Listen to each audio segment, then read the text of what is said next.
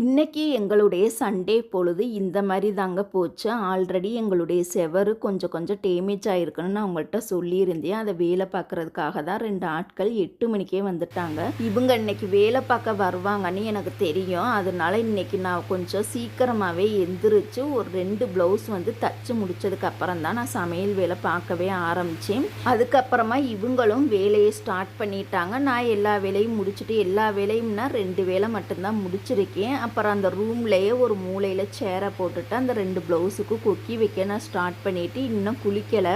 இப்போ தான் நான் வெந்தயத்தை ஊற வச்சுருக்கேன். அது கொஞ்சம் நேரம் ஊறினதுக்கப்புறம் அது கூடவே சின்ன வெங்காயமும் சேர்த்து அரைச்சி நம்ம தலையில் அப்ளை பண்ணிவிட்டு ஈவினிங் வந்து குளிக்கலாம் அப்படின்னு நினச்சிக்கிட்டு இருக்கேன்.